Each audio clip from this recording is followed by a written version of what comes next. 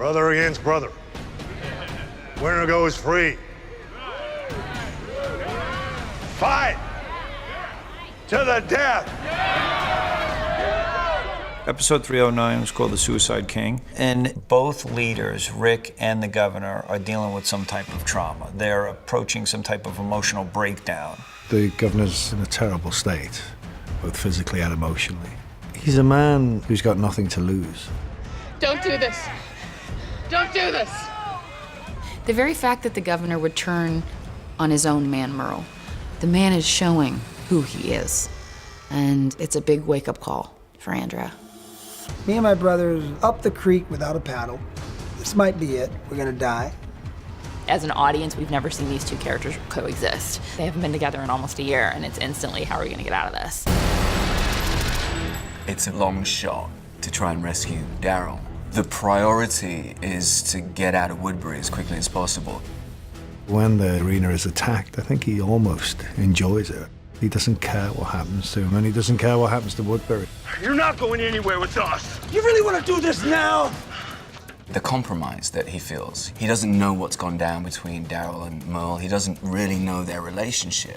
All he knows is the guy that he left on a rooftop is back, and they have to get out. Glenn! Rick! As Maggie's coming back to where Michonne and Glenn are, she knows that Glenn is going to fly off the handle. What the hell is he doing? Hey, hang on! Stop! He tried to kill me! Glenn, he only has vengeance on his mind. The person that he wants to take it out on is definitely the governor, but Merle is there. Get that thing out of my face! He tried to kill Michonne. Michonne wants him dead. Glenn wants him dead. That first meeting scene is incredibly tense, and it could go many, many different ways. The governor's probably on the way to the prison right now. Merle knows how he thinks, and we could use a muscle. Merle is actually very, very useful to the group, but he's gonna be such a compromise. There's no way Merle's gonna live there without putting everyone at each other's throats. Maggie very much believes that Merle shouldn't be a member of the group. She understands what Daryl's going through, and this is not an easy situation. Merle's blood. No, Merle is your blood. It's this really great dual idea of what really is family. Is family just blood? Or is family the people that surround you that have your back? Know him, know me. Daryl, you don't have to do that. Daryl's been looking for his brother all this time, so I have to make a choice between Merle and Michonne and Glenn. Don't ask me to leave him. I already did that once.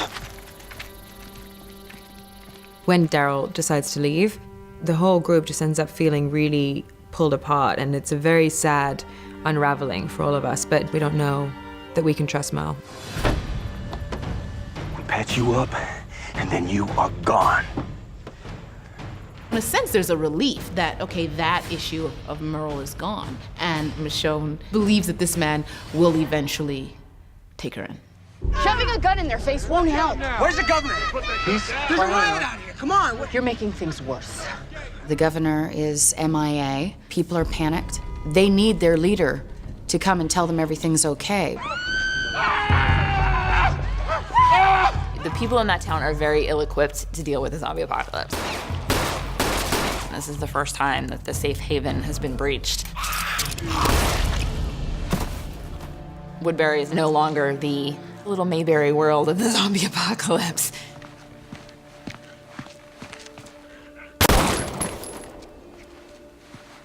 The governor's coming out a little bit more like the governor that I've been waiting for. Not so much with this Mr. Nice Guy stuff. It really tells the audience something's different with this guy, and what's coming next is gonna be crazy, and you have no idea what to expect. You think the governor will retaliate? Yes. Beth's really attached to the baby, and she's really concerned for the baby's safety. She feels like we should run before they attack. We could use some reinforcements. Herschel realizes that you need a group of people to survive in this apocalypse. Herschel said you could use some extra hands.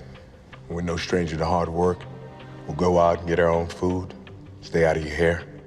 After casting the prisoners away and some of them turning out to be really good guys, we do know that we need to be open-hearted enough to bring some people in. I think that Tyrese and Sasha and Alan are good people. No. Please. It's like 10 little Indians out there. It's just us now. In this case, the Suicide King can refer to Rick. He knows at this point that the governor's going to probably seek revenge on the prison. These are some strong survivors that could help them, but he makes a suicidal choice to turn them away. No. Let's talk about this. Seeing the good in humanity is a much harder thing to do when the cost to you can be so high. You've got to start giving people a chance. The incredible pressure he's under from Woodbury, from the new arrivals, from losing so many people, all accumulates. It's almost like he short circuits. Rick is traumatized. He hasn't slept for 3 days since the death of Laurie. He's not in the best of states, to be honest. Get out! Come on. It's all good. Rick is on the verge of no return. He's breaking down. He's spiraling out of control. We're going. Let's go. Just go. This is when the group needs him the most, and the governor's coming for him. And he's coming at the exact moment that Rick is at his weakest.